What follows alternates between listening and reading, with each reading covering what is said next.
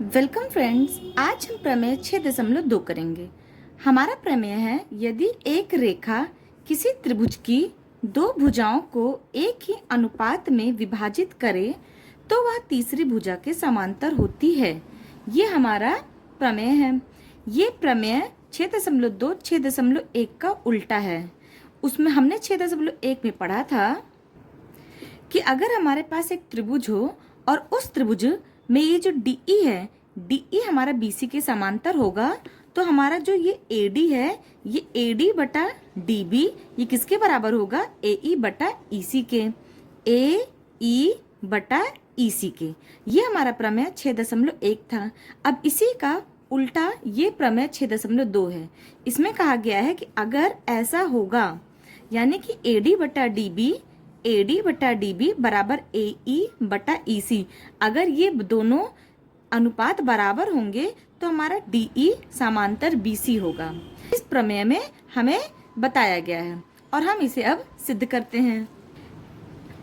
इसमें जो जो लिखा है हम इस त्रिभुज के माध्यम से पहले समझते हैं।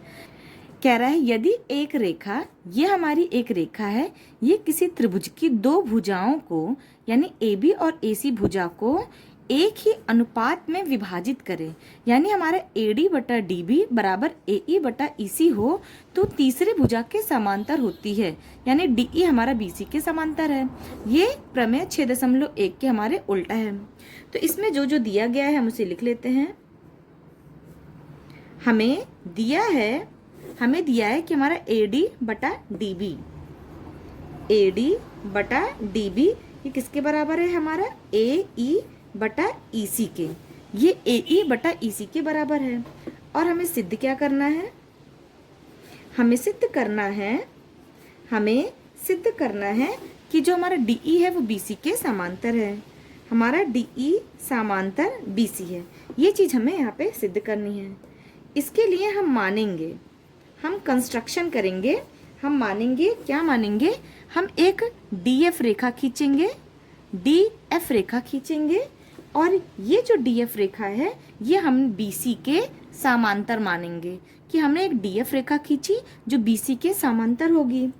तो इसके लिए हमने DF समांतर BC एक रेखा खींचेंगे, मानेंगे, और ये जो हमारा DE है वो BC के समांतर नहीं है। हमारा DE BC के समांतर नहीं है। DE हमारा BC के समांतर नहीं है। हम ऐसा मानेंगे। अब चूंकि हमने माना कि DF हमारा BC के समांतर है, यानी DF हमारा BC के समांतर है, ऐसा हमने माना। ये इसके समांतर है, ये हमने माना है। तो यहाँ हम लोग लिख लेते हैं कि हमने माना है कि हमारा जो DF वो BC के समांतर है। अगर DF BC के समांतर है तो यानी कि AD बटा DB ये बराबर होगा हमारा AF बटा FC के। अतः हमारा जो AD बटा DB है ये बराबर हो जाएगा हमारा AF बटा FC के। हम इसमें इसका रीज़न लिख देंगे प्रमेय 6.1 से, जिसका नाम है आधारभूत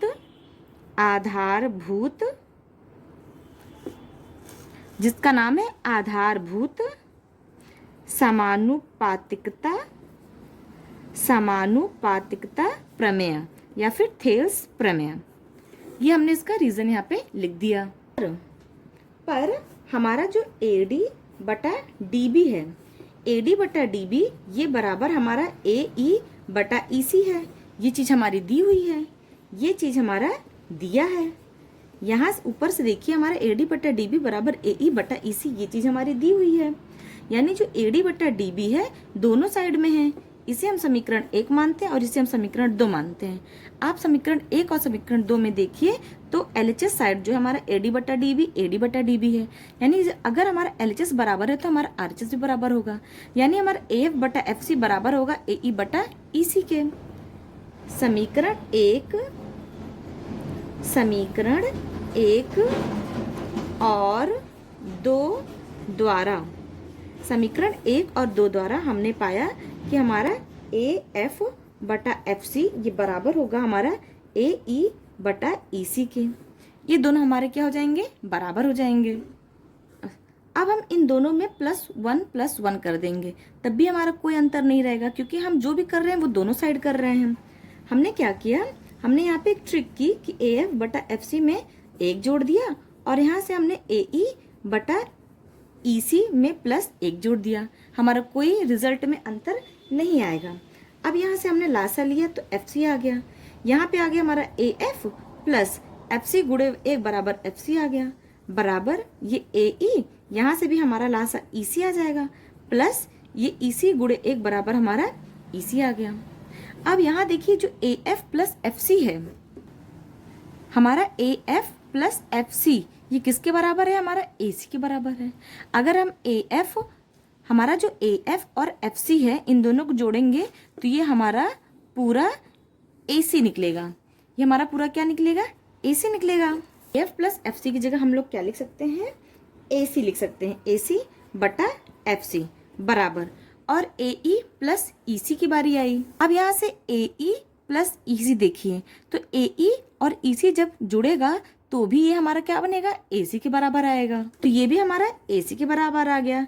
इन दोनों का जोड़ भी AC बटा EC हो गया। अब AC दोनों साइड है, ये हमारा कट जाएगा, ये हमारा कट जाएगा। तो यहाँ से क्या बचेगा, 1 बटा FC बचेगा। यहाँ से 1 बटा FC बराबर, यहाँ से 1 बटा EC बचेगा, 1 बटा EC। अब इसमें आप देखिए ये क्रॉस मल्टीप्लिकेशन होगा, जब EC हमारा यहाँ चले जाएगा, FC यहाँ चले जाएगा, यानी हमारा EC बराबर FC हो जाएगा। EC बराबर हमारा क्या हो गया, FC हो गया। देखिए जो हमारा EC है और वो FC, ये हमारा दोनों बराबर हो गया।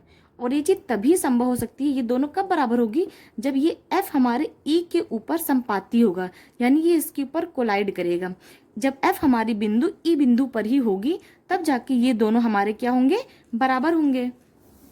यहाँ लिख देते हैं हम,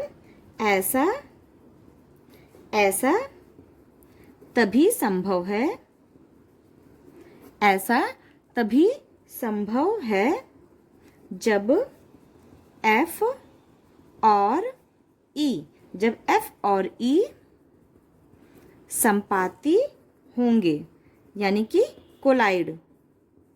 जब ये दोनों कोलाइड आपस में करेंगे, संपाती होंगे, तभी ऐसा हमारा संभव है।